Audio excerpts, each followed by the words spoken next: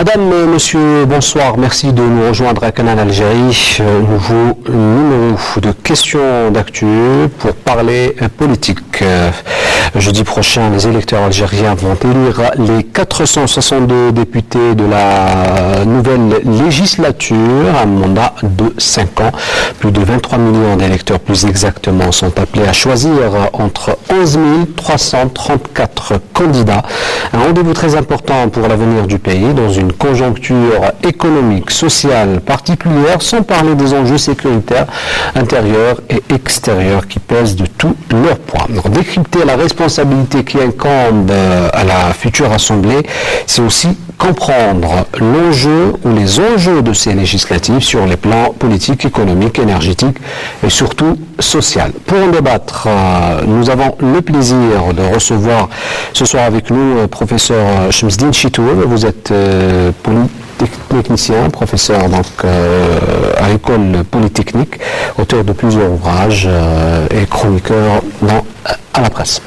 Merci d'être avec nous ce soir. Également avec nous M. Bachir Chérif Hassan, directeur de publication du journal La Tribune. Merci d'avoir accepté notre invitation. Merci pour l'invitation.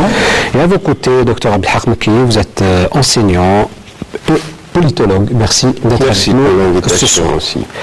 Et je commence avec vous, M. Abdelhak Mekki. Donc, le succès de tout rendez-vous électoral est tributaire de la participation des citoyens, notamment le 4 mai. Une chose est certaine, la quasi-totalité ou presque des partis politiques, notamment et surtout l'opposition, participe à ce scrutin. Est-ce que cela sous-entend que cette classe politique, je parle bien évidemment de l'opposition, qui mesure l'importance de ce rendez-vous électoral? Écoutez, je pense que ce n'est pas simplement mesurer l'importance de ce rendez-vous électoral. Il y a un fait, c'est que l'opposition s'est opposée longtemps à toutes les consultations électorales depuis quelques années, et qu'elle n'a pas participé très activement, on le sait.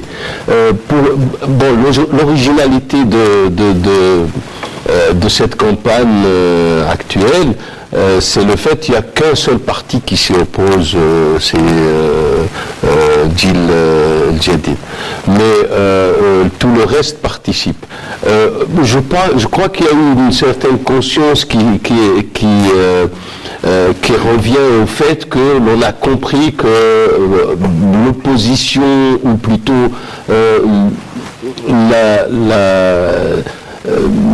ne pas participer, la non-participation aux élections ne résout rien, puisqu'elle n'a rien résolu. Elle n'a ni donné un statut réel à l'opposition, qu'elle ne lui a pas permis en tous les cas de discuter les grands textes qui se sont déroulés au cours par exemple du mandat qui vient de se finir il y a quelques semaines, mais en même temps, c'est que lorsqu'on ne participe pas aux consultations électorales, on s'appauvrit politiquement. C'est-à-dire qu'en fait, on se rend compte que le discours n'est pas renouvelé, parce que on n'a pas le temps peut-être de discuter de la même façon les textes qu'on doit discuter, les grandes orientations politiques au sein des partis. Et donc on a vu jusqu'à maintenant des partis, parce que c'est ça peut-être aussi l'enjeu de cette élection, les partis ne se présentaient qu'au moment de la campagne et disparaissaient pratiquement pendant les 4 années ou les 5 années après. Au sein du Parlement, on n'a jamais vu leur travail effectif, c'est-à-dire qu'en somme, le Parlement n'a été qu'une boîte de résonance, ou en tous les cas une boîte qui doit accomplir la législation, mais elle n'a jamais proposé des textes de loi, etc. Donc ça, c'est un gros problème. Le second problème, c'est que depuis 30 ans à peu près, de toutes les élections, sans exception, il y a une abstention. Et là, on doit s'interroger pour cette abstention, parce qu'elle a été au minimum à 60%, parfois jusqu'à 70%. Et très souvent, c'est les jeunes qui s'abstiennent, très souvent. Et aussi l'élite qui s'abstient. Ça veut dire que tout simplement le discours politique jusqu'à maintenant n'a pas été très mobilisateur. Mais il faut dire aussi que pendant la période où il y avait l'aubaine pétrolière et qu'on n'avait pas de problème de crise, donc il y avait moins de conscience de ces enjeux.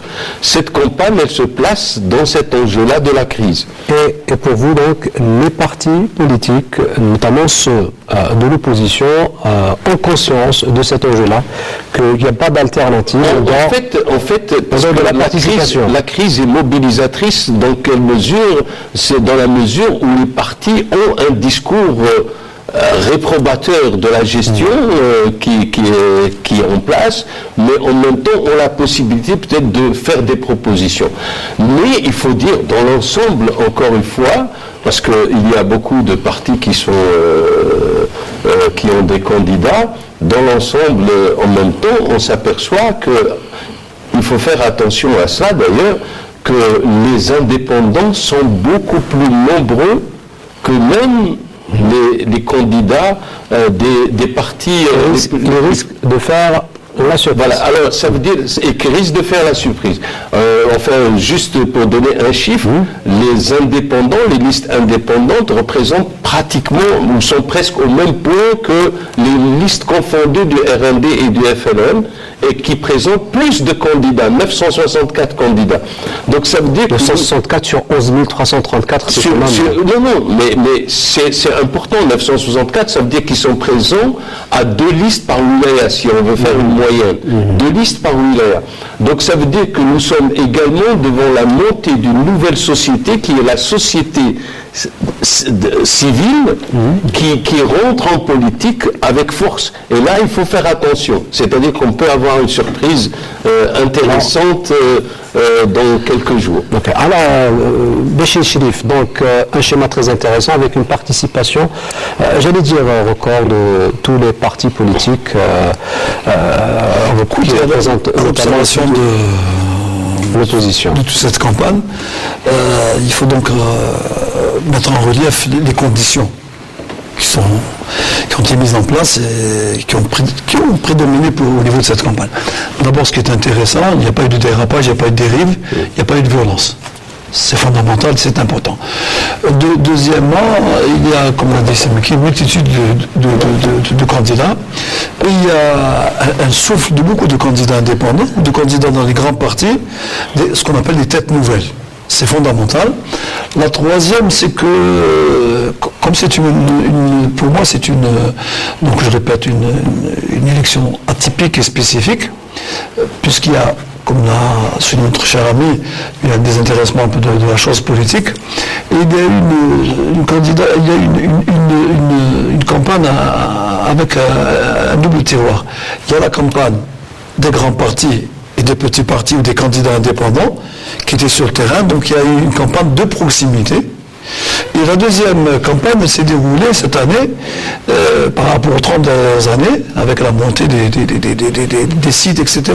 Une campagne qui s'est déroulée au niveau des réseaux sociaux. Et là, il y a beaucoup de candidats qui ont saisi cette opportunité pour s'impliquer dans les réseaux sociaux et défendre leur programme. Donc, pour la prospective, la composante du paysage politique de l'APN, je crois, si l'on en juge par la mise en place des conditions de vote, la transparence, la neutralité de l'administration, l'encadrement des magistrats, les 500 000 fonctionnaires qui vont encadrer cette élection, la haute instance de la surveillance des élections, ce qui est nouveau, la haute autorité de l'audiovisuel, ce qui est encore nouveau, plus les observateurs étrangers. Donc tous ces paramètres font que je pense qu'on va aller vers un vote correct, transparent, où il n'y aura pas un peu de débordement ou dérive. Et donc ça va impliquer une projection sur le paysage politique et la composante de l'APN, qui fait qu'il va y avoir peut-être une nouvelle reconfiguration. Non, il y a 2 voies, où il y aura 2 ou 3 partis qui vont conserver la majorité, les partis connus pour leur ancrage, etc., et qui ont bénéficié de moyens, ou bien il va y avoir un espèce d'effritement au niveau de la composante, et peut-être qu'on n'ira pas vers des majorités absolues, ce qui sera très très intéressant. La dernière remarque que je peux faire, c'est que au vu des listes de tous les partis, il y a deux remarques fondamentales. Il y a un renouvellement du personnel politique, y compris dans les grands partis connus, puisqu'on ne peut pas les citer au cours de cette émission, ou bien des candidats indépendants. Et un peu le rehaussement du niveau de participation et du cursus des candidats. Et enfin, la participation massive de candidates à l'intérieur du pays. Regardez la polémique qui s'est déroulée quand il y a des partis qui ont affiché des candidats sans visage. Et tout de suite, il y a eu une montée dans les réseaux sociaux, y compris dans cela dit, la loi ne l'exige pas. Dans les quartiers. Donc, pour l'instant, à la veille de législative, je pense qu'il ne faut pas avoir un déni de pessimisme ou ce que j'appelle moi le déni d'apostat. Et je voulais le dire franchement dans cette émission. J'ai vu par exemple un certain nombre de... On reviendra, Bachir, sur un peu les questions que vous voulez aborder, mais toujours pour rester un peu dans ce schéma assez particulier, participation massive des partis de l'opposition, ça peut donner quelque chose d'assez différent par rapport à 2012, M. Chitour, d'autant plus que M. Mouki disait qu'il n'y a pas d'alternative. Quand on fait de la politique, il n'y a pas d'alternative aux élections. C'est discutable, on peut en discuter, mais c'est vrai que cette mandature est différente des autres en ce sens qu'il y a une nouvelle constitution. Donc il va falloir en quelque sorte être en phase avec d'une part la nouvelle constitution et surtout la nouvelle conjoncture économique. C'est ça qui est très important. Si la mandature précédente s'est passée tant bien que mal, elle est due en partie au fait que le baril était à $110. Les choses vont totalement changer. Je ne vais pas faire preuve de pessimisme, mais nous allons au-devant de difficultés. Donc nous n'avons pas besoin d'une assemblée qui est là pour voter les lois d'une façon tout à fait impersonnelle et anonyme. Nous avons besoin de battants, des gens capables d'être en quelque sorte des acteurs. Il y a l'exécutif, il y a le législatif, il faut qu'ils soient en phase. Pourquoi ? Parce qu'il y a, me semble-t-il, des problèmes qui transcendent les partis, qui transcendent, les parcours politiciens de chacun et qui transcendent les gouvernements en question. C'est l'Algérie. Quel est le sort qu'on veut donner à ce pays dans les 10 prochaines années ? Ça ne veut pas dire que nous avons le temps. Nous sommes en retard. Et vu sous cet angle-là, moi j'applaudis à tout ce que vous venez de dire, à savoir que bon, ça se passe bien, il n'y a pas de vagues, etc. C'est important. Oui. Mais ce qui m'importe, moi, en tant qu'universitaire, c'est de savoir qu'est-ce qu'on apporte. Vous êtes élu, ok, un bad. Quelle est votre vision du futur ? Parce que quand je discute, quand je vois, quand j'essaye de voir les programmes des partis, il n'y a pas de programme. Non seulement il n'y a pas de programme, mais ce qui est très grave, c'est que nous sommes dans le 21e siècle et nous avons toujours les 200 mots de la langue de bois. C'est ça qui est très grave. Nous n'avons pas encore envahi le 21e siècle. Nous avons une mentalité qui est en déphasage avec ce que pensent les jeunes. Et on ne leur demande pas leur avis. Moi, je souhaite que les jeunes s'emparent de cette élection parce qu'il s'agit de leur avenir. Quand on voit, par exemple, sur Facebook, ils disent non, on ne participe pas. Pourquoi vous ne participez pas ? Quelles sont les raisons ? Vous parlez tout à l'heure, par exemple, d'un manque de confiance. Vous parlez peut-être de transparence. Ça, c'est des arguments. On ne sait pas vendre. Mais est-ce que les choses positives, il y a des choses positives, mais on ne sait pas les vendre. Permettez-moi de vous poser cette question. Est-ce que les partis politiques, qu'ils soient des partis au pouvoir ou les partis de l'opposition, essaient de comprendre un peu ce qui se passe ? Pourquoi ces jeunes qui n'ont pas d'expérience ont cette idée-là du scrutin ? Mon sentiment, vous imaginez, vous avez un pays qui est à 75% formé de jeunes. Il y a 30 millions de jeunes qui ont entre 20 et 35 ans. Ça veut dire quoi? Ça veut dire qu'il faut leur donner du grain à moudre. On a fait wad, on a fait wad. Quand je dis moi je suis aussi de l'autre côté. On n'arrive pas à comprendre les dynamiques profondes qui les meuvent. Ils essaient de garder la tête hors de l'eau. Mais ils ne font pas partie, en quelque sorte, de la dynamique qui est celle de propulser l'Algérie dans le futur. Imaginez cette force de frappe, si on arrivait à la vectorialiser, à dire, bon, voilà, c'est-à-dire le cap. On arrive au cap. Est-ce que nous avons une vision? À partir de ce moment-là, vous parlez des partis politiques. Dans tous les partis politiques ailleurs, vous ne trouverez jamais 60 partis. Il y a 60 partis ici. 63 qui participent. Voilà. Ça va se réguler après. Peut-être. S'il y a des alliances, etc. Mais en France, regardez, ils avaient 2 partis, ils sont en train d'imploser. Le Macron actuellement, il dit, je ne suis ni de droite ni de gauche. Il est en train d'une nouvelle vision. Ça veut dire que nos partis à nous, ils ne sont pas là pour l'éternité. Il faut faire émerger. Mais est-ce que cette élection n'est pas l'occasion justement d'avoir une nouvelle synthèse? Justement. Donc il y a des messages à dire aux jeunes que c'est pas trop tard. Mais attention, ils peuvent jouer avec nous, les jeunes. Ils peuvent jouer, quand je dis avec nous, je veux dire parler avec le gouvernement, en fait c'est l'avenir de ce pays qui se joue. Et je suis apolitique. J'ai le seul parti qui me meut, c'est l'Algérie. Bon. Et je veux qu'ils soient dans la bonne direction. Pour cela, il faut leur donner des gages de sérieux. Quels sont les gages de sérieux? Je parlais tout à l'heure de transparence. C'est très important. Quand un député rend compte, il dit voilà ma mandature, je rentre avec tel sou, je sors avec tel sou. Les lois existent, le gros problème c'est l'application. Nous avons besoin de rigueur. Quand quelqu'un s'enrichit indûment, c'est pas normal.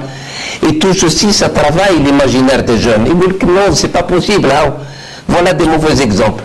Alors que c'est peut-être un exemple, mais il arrive à pourrir l'ensemble. Alors, allez-y, c'est-à-dire que si on prend le cas de ce qui vient de se passer en France, l'affaire Fillon, on s'aperçoit que malgré, on parle de la question de l'élu, hein, d'une manière générale, malgré le fait qu'on ait connu ce qu'on a appelé j'ai oublié le nom de sa femme, Penelope Gate, il a eu quand même 20% des voix lors du premier tour. Ça veut dire tout simplement, c'est pas une question simplement de transparence, c'est une question du rôle politique et de la conviction que porte l'homme politique. Cette conviction, nous ne la sentons pas sur le plan sociologique et politique en même temps. On ne la sent pas. Chez les candidats actuels, et on ne la sent pas au niveau des discours, parce que pour convaincre, il faut avoir un discours convaincant. Le discours convaincant, c'est lui qui va amener à aller forger une opinion, d'accord? Or, qu'est-ce qui se passe toute l'année? Il se passe que nous n'entendons rien dans le discours politique depuis des lustres. Hein. Il y a combien de déclarations? Il y a combien de déclarations? Non, mais attendez, non, moi je parle du discours politique. La déclaration ne suffit pas. En fait, il faut donner les éléments pour former l'opinion du public.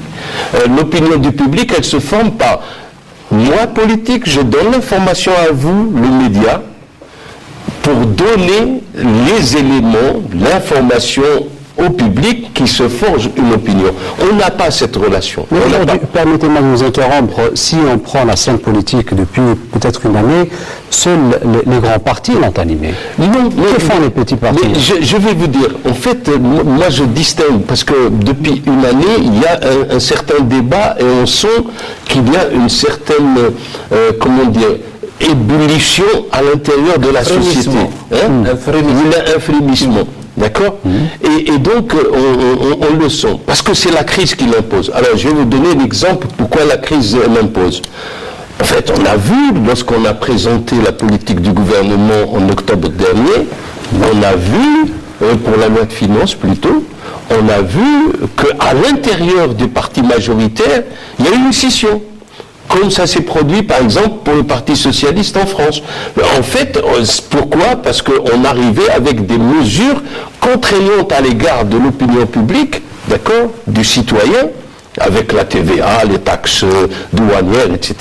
Et puis en même temps, nous avons la réaction de l'élu en tant qu'élu. Et ça, c'est important. C'est-à-dire, il y a une certaine conscience. L'élu en tant que tel a senti son rôle, puisque au sein du Parlement, il a complètement surmonté les clivages politiques. Mais il a défendu le citoyen. Malgré ça, de ce que vous dites, est-ce que cette dynamique ou cette dialectique, peut-être dialectique, si on peut appeler ça comme ça, nous mène vers quelque chose de nouveau qu'on cherche en réalité? Oui, c'est-à-dire ce que nous cherchons depuis X temps, et au détriment des élus d'ailleurs, c'est qu'en fait les élus voudraient bien jouer leur rôle. Mais jusqu'à maintenant, il y a eu une chape de plomb qui était celle de l'exécutif. Le jour où le Parlement prendra l'initiative et lui-même va proposer des lois, ce jour-là, ça va changer. Et donc peut-être que cette fois-ci, si vraiment tout dépend, quelle serait la composition, comment va être, puisque le Premier ministre doit être désigné, enfin en tous les cas approuvé par le Parlement. Donc là-dessus, peut-être qu'on va avoir juste un nouveau jeu. C'est qui vous parle plus de l'autre, moi je reviens au fil d'Ariane. Je crois qu'hier, avant-hier, le message du président, il faut le relire, il faut le digérer, il faut l'expliquer, il faut le commenter et comprendre un peu la vision du président. C'est lui le décideur de ce pays, c'est lui l'élu du peuple. J'ai noté, moi, 4 phrases fondamentales. La première, c'est qu'il dit, quoi qu'il en sera, il faudra respecter le choix des urnes. C'est fondamental. Il a parlé du concept de l'impartialité et il a délivré un message important au niveau des magistrats en disant votre rôle il est majeur pour la transparence et éviter la fraude. Le quatrième vecteur porteur de son message, c'est qu'il dit attention à l'abstention parce que ça sera un choix déterminant pour l'avenir du pays, sur le plan économique par rapport à la crise, etc. Et surtout, il a appelé l'opposition à s'investir pleinement au niveau de l'Assemblée nationale, puisque cette fois-ci, par rapport à la révision de la Constitution, il y a un article de loi qui permet à un certain nombre de députés, par rapport au nombre, de saisir le Conseil constitutionnel. Et dans son message, il dit « J'espère que cette APN ira vers le contrôle de l'action gouvernementale ». Donc ça, c'est fondamental. C'est la finalité. Oui, c'est la deuxième. Cette fois-ci, je peux terminer. Oui, juste. L'attitude du président a été depuis 2000 ainsi. Par exemple, en acceptant d'être l'évaluation sur la bonne gouvernance. Elle a été tout le temps. Mais ça n'a pas été suivi. On dit souvent, toujours revenir au fondamental. Qu'on sort encore d'une crise de violence terrible, ce n'est pas terminé, et que nous sommes entourés de pays en flammes. C'est vrai que les schémas démocratiques ils sont intéressants. Mais maintenant, je suis là pour appliquer des schémas démocratiques tant que la problématique de la violence, de la prise en charge de la jeunesse et de la sécurité nationale est d'abord fondamentale pour la stabilité, comme l'a dit le président. La deuxième remarque aussi, nous sommes des observateurs sur le terrain, nous ne sommes pas apolitiques, nous sommes observateurs et on commente et on retranscrit. Cette fois-ci, le gouvernement ne s'est pas impliqué. Moi, j'ai vu les ministres qui sont candidats, ils n'ont pas utilisé les moyens de l'État. Par rapport aux dernières... j'ai vu, moi, le ministre de la Justice s'occuper de son secteur, de ses prérogatives et de s'occuper de la technicité des magistrats pour aller vers la transparence. C'est la première phase de mon intervention. Dans la deuxième phase, moi je vois la nature des candidats. Parce que les gens, souvent, ils sont dans des fauteuils confortables. Vous êtes enseignant, vous êtes en contact permanent avec les familles, la société, la proximité. Très bien. Quand on voit les candidats par parti, moi j'ai noté d'abord avec beaucoup d'optimisme qu'il y a un renouvellement dans chaque parti, y compris chez les indépendants, de ce qu'on appelle, en guillemets, on dit ça, ça passe dans le monde du cheptel politique. Que ce soit les gros partis, ou les partis démocratiques, ou les partis d'opposition. Il y a un souffle nouveau. Je connais un secteur que je connais. Moi, j'ai à peu près on a à peu près une quinzaine de confrères, de confrères et consoeurs qui sont candidates et candidats aux élections. Tant mieux. C'est des gens que je connais, qui sont professionnels, qui sont porteurs d'idées, qui peuvent ramener un souffle au niveau de l'APN. Mais déjà, je vois que déjà, il y a j'ai vu des articles d'apostats. Vous voyez, condamnent parce qu'ils ont décidé d'aller à l'APN. Il y a une échéance électorale, libre aux gens de participer à titre d'indépendant, libre aux gens de partir au niveau des partis, des représentants de partis. Celui qui ne veut pas aller, on le respecte, il n'a pas à demander à faire une campagne de boycott. Mais si cette APN, elle est porteuse de têtes nouvelles, c'est fondamental pour d'abord contrôler l'action gouvernementale, pour dynamiser les lois, parce que les lois, c'est chez toi, les lois ne se passent pas au niveau de l'Assemblée, au niveau de la télévision. C'est le travail des commissions, etc. Et enfin, j'ai vu moi un certain nombre de candidats, que ce soit tant mieux que dans cette campagne, il y a quelques communes. Est-ce que vous sous-entendez que certains médias ne mesurent pas l'importance de ces élections? Non, pas certains médias. Moi, j'ai vu que cette fois-ci, dans tous les médias lourds, c'est-à-dire les chaînes de télévision publiques ou privées, surtout, ou les radios, ou les journaux privés ou publics, il y a un accompagnement des campagnes de partis qui s'est fait correctement, tranquillement, sans prise de position.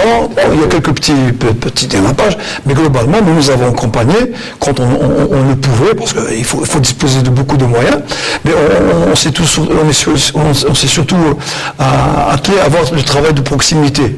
Il y a beaucoup peut-être ce sera la surprise, de jeunes candidats et jeunes candidates qui n'ont pas de moyens, mais qui ont fait un travail de proximité fondamental. Moi, je crois qu'il faut déjà attendre le choix des urnes, respecter le choix des urnes, voir un peu les profils. Et puis, s'il n'y a pas de majorité, et qu'il y a déjà des majorités qui se je ne sais pas si cette nouvelle loi empêche l'immigration de partis vers d'autres partis. C'est interdit, la transhumance politique. Juste une remarque. Quand on voit les élections législatives ou même les élections tout court, même dans les collectivités locales, mais disons pour résumer, depuis 1976, il y a eu des intellectuels à l'intérieur du Parlement dès 1967. Je vais prendre un exemple, Abdelaziz Belkhadem, qui était jeune à l'époque. Il y a eu, la question n'est pas la jeunesse et la formation technique des gens. La question, c'est que le pays a besoin d'hommes politiques. C'est-à-dire que ce n'est pas les études qui ramènent la personne au Parlement, c'est pas les études, c'est le militantisme, c'est l'homme politique. Or, c'est ça qui nous manque aujourd'hui. Quelle est la différence entre des universitaires et un homme politique? C'est qu'un homme politique a une facilité extraordinaire, d'abord une faconde que nous n'avons pas très souvent dans les grands publics, on les a peut-être avec nos étudiants, mais sûrement d'ailleurs. Mais du moins, c'est ça, c'est que en fait, nous les intellectuels, ou d'une manière générale, les intellectuels ont du mal à soulever les masses. On le voit avec souvent dans les exemples internationaux. Donc on a un problème de la formation politique des hommes qui doivent exercer. Il y a des hommes politiques de premier plan, j'en ai écouté il y a quelques jours, un homme politique de premier plan de coalition, qui a martelé. Bachir Chérif, on respecte un peu le temps de parole pour le donner à M. Chérif. Je voulais terminer parce que... Très rapidement, pour être équitable. Élisez-moi au nom de mon parti de la coalition, je n'ai pas besoin de la citer, je libérerai le Quds. Libérer par rapport à l'APN, on va libérer le Quds. Alors, nous respectons, et qu'est-ce que ça crée pour M. Chito. le Quds. Je vais aller un peu plus loin. Peut-on parler ou s'attendre à une rupture? Jusqu'à quand? Une rupture. Vous parlez d'une rupture, mais enfin à partir du moment Est-ce que les ingrédients sont réunis pour parler d'une rupture. Oui, mais le problème n'est pas là, c'est qu'on fait toujours les choses à moitié. J'ai entendu avec beaucoup d'intérêt ce que disaient les collègues, mais avec ce type d'indulgence, excusez-moi le terme, on n'ira pas loin. Si on veut que ça change dans ce pays, il faut dire les choses telles qu'elles sont.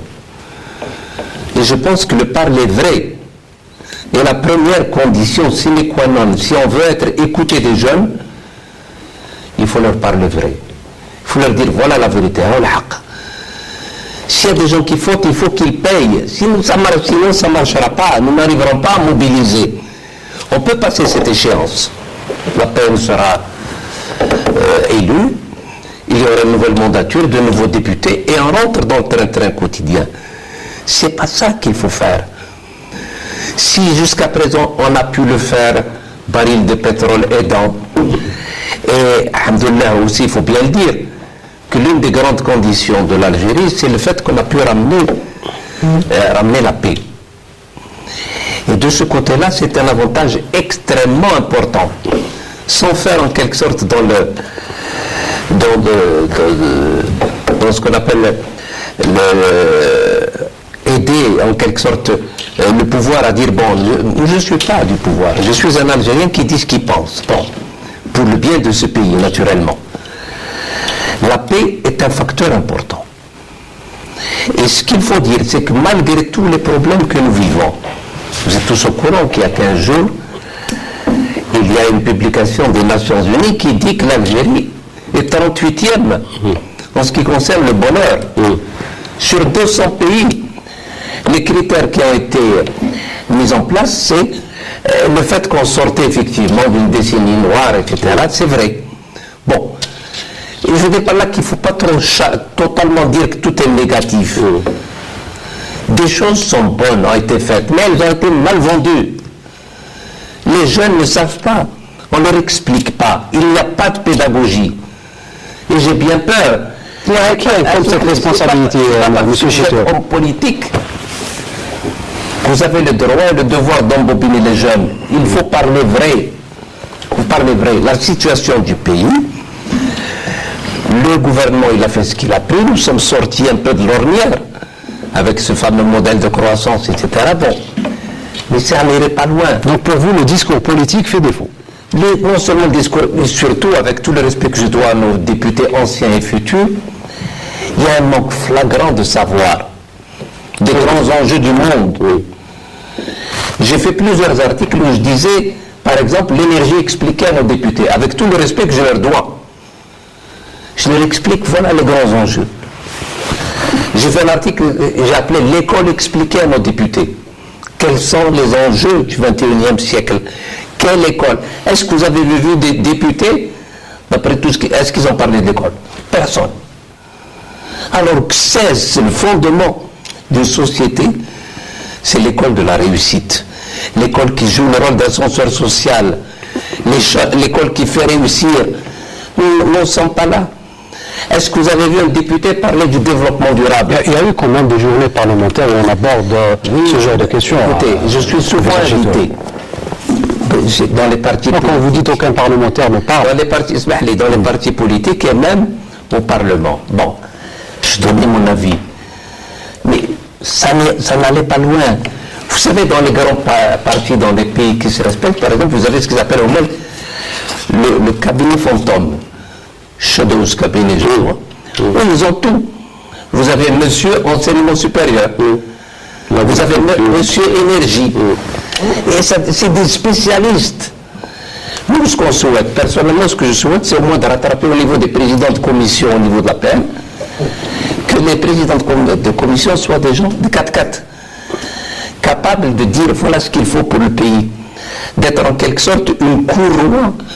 Avoir des compétences, chacun dans son domaine. Évidemment, chacun dans son domaine. Il y a plusieurs commissions. Et dans ces conditions, petit à petit, avec une pédagogie de tous les jours, pour dire aux jeunes, attention, il y a peut-être des choses sont faites, il y a des anomalies, mais nous sommes ensemble. Quand vous pensez par exemple que le président Trump, en 100 jours, il a fait 960 tweets. 960 tweets en 100 jours. Donc il passe son temps à tweeter, quoi. Il ne gouverne pas. Voilà. Regardez un peu l'interface. Est-ce que nous avons en quelque sorte pas envoyé Une classe politique qui maîtrise les pays. C'est une question qu'on peut poser quand même. Oui, c'est très important, tout est lié. Tout est lié. C'est une vision nouvelle à laquelle j'appelle. Il n'est pas faux, avec tout le respect que je dois à nos députés, qu'ils reviennent à l'école. Qu'ils sachent un peu quels sont les grands enjeux. Et ça les aidera parce que ça va aider l'Algérie. Et il ne faut pas croire que c'est une mandature.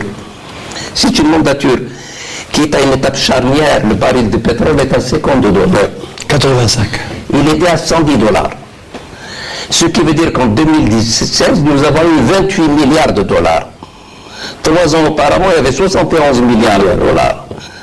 L'année d'avant, 46, 28. C'est très grave. Ce qui veut dire comment sortir, voilà, c'est un problème de fond. Tous les partis politiques devraient pouvoir s'emparer d'une cause aussi importante, l'école. Quel est le futur de l'Algérie? Et là, je pense, c'est un bouillon de culture. Chacun va apporter sa vie. Pas simplement Pour moi, en fait, parce la politique procède aussi par son propre raisonnement. C'est-à-dire que si on revient à la définition philosophique de la politique, c'est la gestion de la cité. Or, on n'apprend pas ça à l'école, la gestion de la cité. Il faut qu'on l'ait à l'université, on ne l'apprend pas. On l'apprend dans l'action politique. Ça veut dire que là, le professeur Chito, il vient de mettre le doigt sur le vrai problème. Il est où? Il est dans le fait que le parti lui-même ne se préoccupe pas des aspects de la société de manière générale. Parce que s'il le fait, quand on est dans un parti, c'est pas parce qu'on a 20 ans et on s'appelle X qu'on va être parmi les cadres du parti. Il faut faire son chemin de militant jusqu'à arriver aux responsabilités du parti. Or, et c'est pour ça que j'insiste beaucoup, ça n'est pas une question de formation universitaire technique.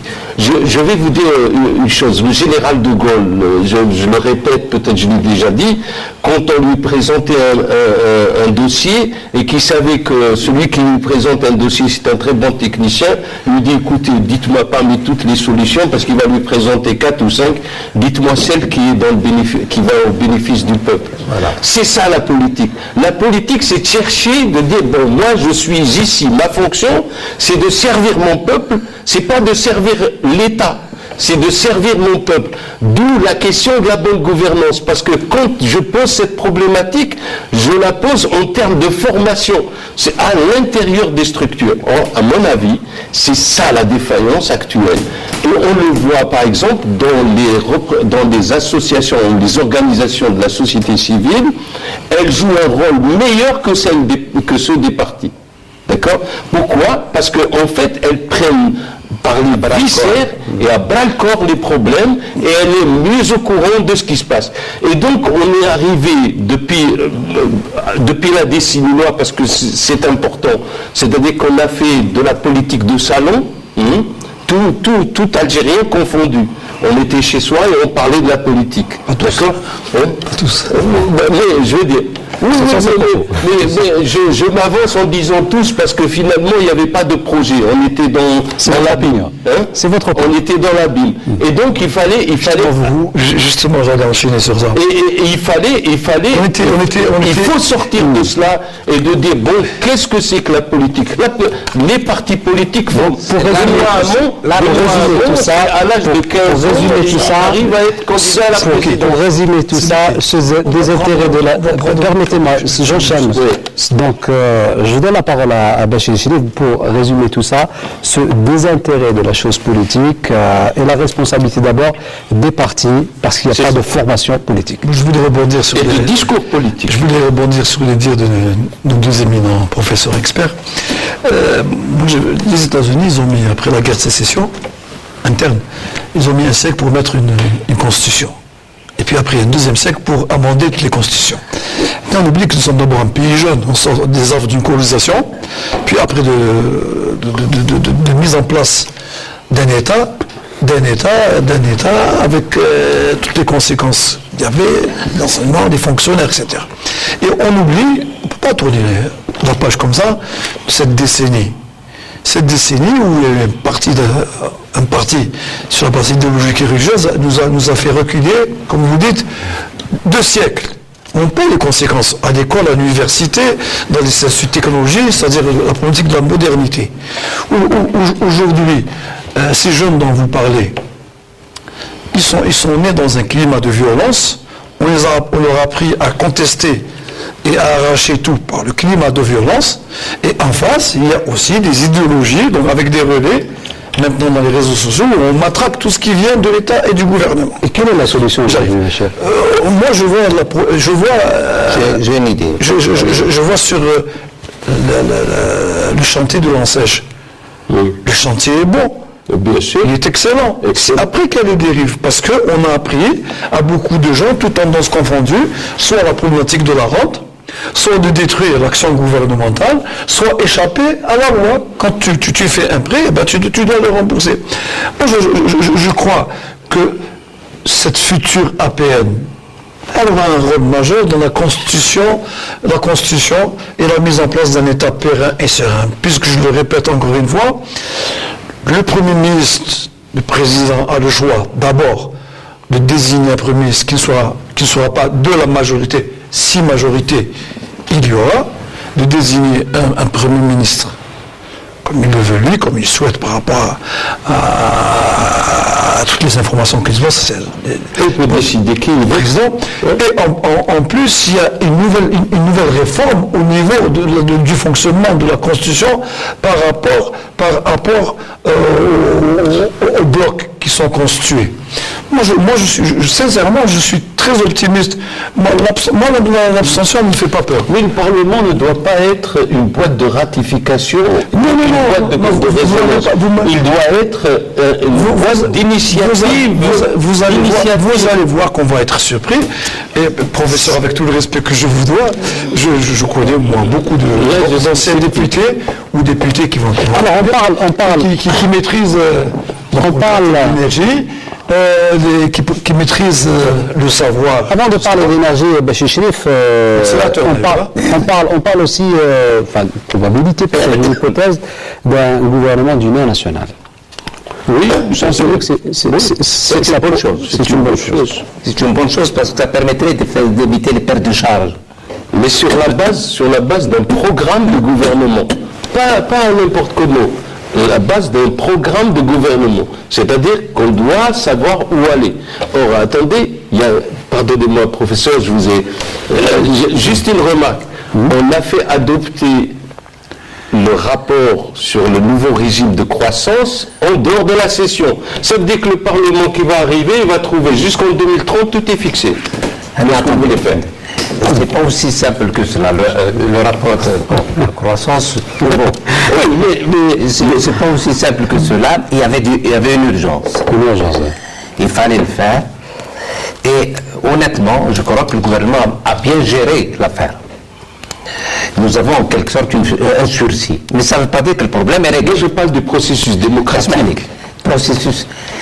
Et bon, ceci étant dit, il y avait une urgence. Ça ne veut pas dire que ça se justifie. C'est un autre problème.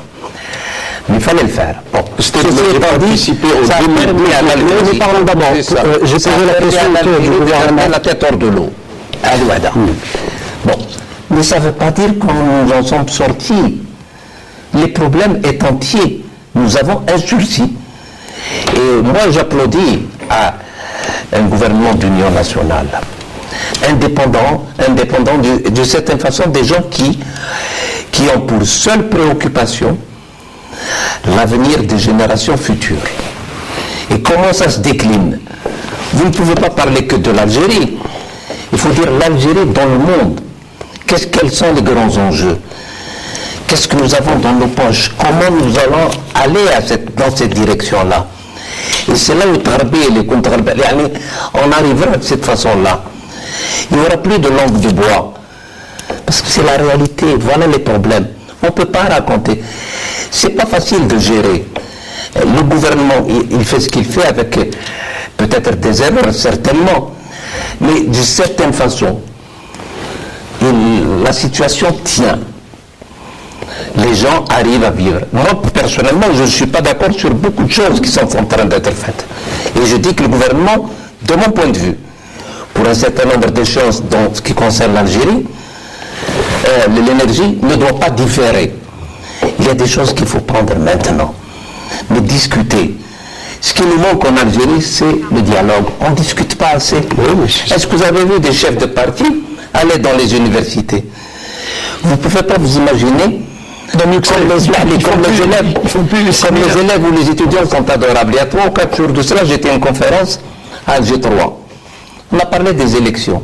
Quelles élections d'après vous? Les élections en France. Et ils étaient au courant et ils discutaient avec leur naïveté, leur bonne... Ils croient en un monde meilleur. Mais c'est parce qu'on ne leur parle pas. Mais pour pouvoir leur parler, il faut d'abord parler vrai. Il faut qu'ils sentent que vous les enroulez pas dans la farine. À partir de ce moment-là, ils vont vous suivre. Le gros problème ici, c'est qu'on a fait ils ont leur dynamique souterraine. Ils gardent la tête hors de l'eau, chacun se débrouille comme il veut. Est-ce que c'est un problème de confiance? C'est normal qu'une ambassade, je ne veux pas la nommer, elle fait son marché chaque année de 20 000 diplômés. 20 000 diplômés qui payent 6 000 € pour être inscrits dans les universités. Chaque année.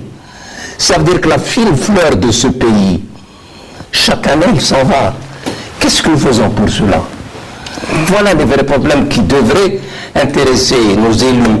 Mais la fine fleur de ce pays, pour rebondir sur votre bon mot, la fine fleur de ce pays, elle est dans ce qu'on appelle la fonction publique globale. Alhamdulillah, la colonne vertébrale qui dirige le pays, c'est pas lui ce qui m'intéresse, moi, ou les députés. Ce qui m'intéresse, c'est celui qui est au niveau de la colonne vertébrale du pays et qui est en contact, il a un contact de proximité avec le citoyen, que ce soit le Beladia, les académies universitaires ou scolaires, ou bien les impôts, la classe et compagnie, ou les proviseurs de lycée. La colonne vertébrale, elle est saine. Il y a deux menaces qui sont plus terribles que les menaces de sécurité tout court. Il y a l'île bureaucratique, comment la combattre, la désosser, la dynamiter, et la deuxième menace, c'est le problème de la corruption, qui s'est maintenant banalisé et qui s'est démocratisé. Si on arrive à régler ces deux problèmes, à ce moment-là, on reprendra, que ce soit les jeunes ou les moins jeunes ou les seniors, reprendront confiance avec toute action gouvernementale et c'est pas les soit le gouvernement concernant la corruption, ils existent. Ou l'Union. Nous avons la commission. Nous avons la commission sur la transparence. Mais il faut prendre du temps, il ne faut pas être pessimiste, ça va venir. C'est en train de diminuer. Regardez, moi j'ai vu, je crois un de vous deux qui a dit, il y a eu des fractionnements au niveau d'un grand parti. On va le faire. Tant mieux que FN, c'est plus que ça bouge. Moi, ce qui aussi m'indispose souvent, il y a beaucoup vous disiez, de personnalités qui ont la fraconde. Quand ils sont dans le gouvernement, ils ont des postes de responsabilité, ils applaudissent au gouvernement, ils sont très jeunes de prérogative. Quand ils vont à la PN, ils participent à ce que vous appelez tout à l'heure la machine à voter. Mais ils vont de l'opposition et ils se découvrent des vertus d'imagination, de créativité et de problématique et de programmatif. Non, le citoyen algérien, pour revenir au niveau de la confiance vis-à-vis de l'État, quel que soit le gouvernement, quelle que soit la majorité, il a besoin, comme l'a dit le professeur Chijour, de justice sociale. Alors, il ne nous reste pas beaucoup de temps. Je vais faire un tour de table avant de refermer ce débat. Je commencerai avec vous, Abdelhaq Amki. Un dernier mot. Écoutez, moi je veux juste faire une distinction entre les compétences techniques ou universitaires ou scientifiques. Et je donne un exemple. Le ministère de la Santé, à l'exception de 5 personnalités, a été depuis 62 dirigé par des médecins. On connaît le résultat le résultat du secteur sanitaire depuis des années. Donc la question politique n'est pas à confondre avec la qualification universitaire ou en tous les cas éducative. La deuxième chose, c'est que si on veut vraiment que le pays change, je suis tout à fait d'accord qu'il faut aujourd'hui parler vrai. Mais qu'est-ce que ça veut dire parler vrai? Parler vrai, c'est plutôt amener le peuple, c'est-à-dire le citoyen, à participer à la décision politique. Participer à la décision politique, c'est qu'il faut lui dire pas la vérité, parce qu'en politique, on ne peut pas dire toute la vérité. Il y a des problèmes de stratégie qui sont beaucoup plus difficiles à divulguer sur le moment pour simplement faire plaisir au peuple. Donc, il y a une certaine réserve. Mais gouverner, c'est policer la cité, c'est lui donner les éléments fondamentaux pour pouvoir espérer et agir, pour que le citoyen puisse espérer et agir. Le problème chez nous, en fait, Habermas appelle ça la démocratie participative. C'est-à-dire, en fait, il faut amener le citoyen à ce que lui va alimenter le politique par sa propre réflexion. Et on est loin, malheureusement. Le gouvernement d'union nationale ou l'exécutif, d'abord, c'est de consolider la classe moyenne. C'est la classe moyenne qui peut être un leader d'opinion. Deuxièmement, c'est d'expliquer aux partis... Mais c'est un peu de l'élitisme. Oui, mais tant mieux. Et les partis politiques, il faut l'expliquer qu'il y a un travail de proximité, être une passerelle avec les citoyens. Vous parlez d'école. Je vois que cette année, pratiquement aucun parti n'a pu faire des universités d'été, qui était un bouillonnement de culture, comme vous l'avez expliqué tout à l'heure. Et troisièmement, je le répète, dynamiter la bureaucratie. Parce qu'à l'intérieur de la communauté, il y a des gens qui sont imaginatifs, il y a des gens qui sont créatifs, et surtout, il y a des patriotes. Notre job à nous, en tout cas moi, la presse, mon job à moi, c'est de combattre tout ce qui est antipatriotique et antinationaliste. Et aujourd'hui, il faut que cette fibre nationaliste, il faut que cette fibre patriotique s'exprime. Et elle doit s'exprimer, comme vous disiez tout à l'heure, le professeur. Aujourd'hui, il y a un manque de combat, au niveau de la bataille de l'information. Nous sommes très très loin, nous sommes entourés, dynamités, matraqués à tous les jours par des sites qui naissent ça et là. Je suis la dernière arrestation des services de sécurité. Elle est passée comme ça. À part un ou deux jours, il y a comme une trentaine de gens qui ont été arrêtés dans une ville du pays, avec des connexions avec un État, nationaliste, avec des relais en France, avec des providers, etc. Il faut que la bataille de la communication, on puisse la gagner dans un État moderne, et que cette communication puisse aller vers des citoyens, et surtout les jeunes, les ramener vers ce qu'on appelle la confiance. Merci, Béchir Chif. Hassan, un dernier mot, professeur Chif. C'est pas possible, peut-être deux. Les trois, Ok. Non, en fait, moi, je souhaiterais terminer sur une note positive. On dit souvent qu'un homme politique pense aux prochaines élections, mais un homme d'État pense aux prochaines générations. Donc, avec votre permission, nous allons essayer de rêver une minute simplement, pas plus.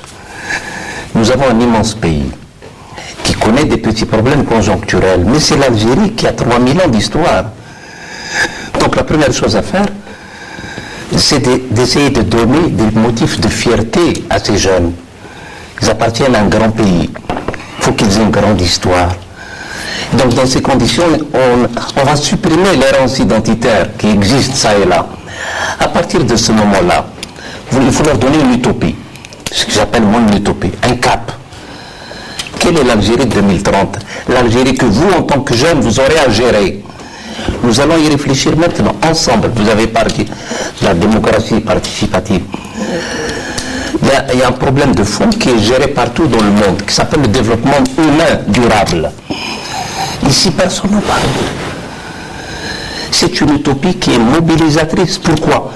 Parce qu'elle mobilise la société civile. Comme je dis moi au ministre de l'Énergie, que ce n'est pas ton affaire le problème de l'énergie.